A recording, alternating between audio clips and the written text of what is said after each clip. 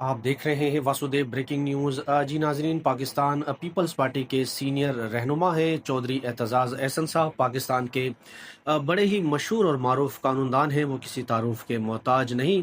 वो ABN news के programme यानी सहाफ़ी थे कमर जैदी साहब। उनको वो बता रहे थे कि जो 27वीं आइनी तरमीम पाकिस्तान पीपल्स पार्टी के CAC के इजलास में जिसको ज़ेर बहस लाया गया, इसके हवाले से उन्होंने इंकशाफ किया है।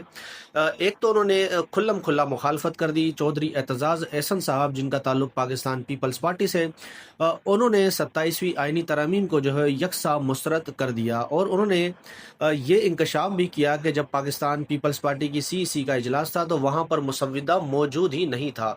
चौधरी एतजाज़ एहसन का ये कहना था कि जितनी भी जमातें हैं उनको इसको प्रॉपर तरीके से गो थ्रू करना चाहिए, और पार्लियामेंट में जिस तरह से उसको पास करने जा रहे हैं तो इस तरह से वो पास नहीं करना चाहिए, यानी इसके ऊपर प्रॉपर बहस होनी चाहिए ठीक तरीके से, फिर उसके बाद इसको देखें, सारे जावियों को चेक करें।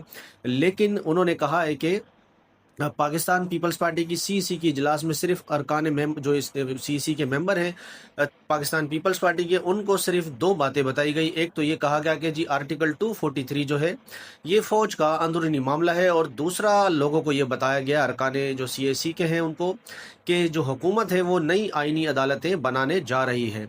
अब बाकी ये इंकशाफ उन्होंने किया, यानी पीपल्स पार्टी के पास भी मुसव्विदा नहीं, किसी के पास भी मुसव्विदा नहीं, सिर्फ बातें हो रही हैं कि ये हो जाएगा वो हो जाएगा। तो ये चौधरी एतजाज़ साहब ने इंकशाफ किया है, फिर उन्होंने इसको मुस्तरद किया और कहा कि जो लोग इससे अभी फ़ायदा उठा रहे हैं उन सबको इस चीज़ का बहुत नुकसान होगा। ये बैरिस्टर एतजाज़ एहसन साहब का कहना था।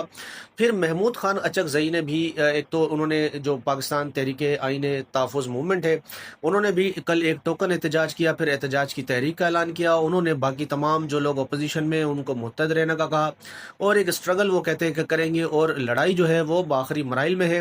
उन्होंने कहा कि जो मौजूदा सेटअप है इसको मुर्दाबाद, उन्होंने कहा, इमरान खान जिंदाबाद का नारा लगाया।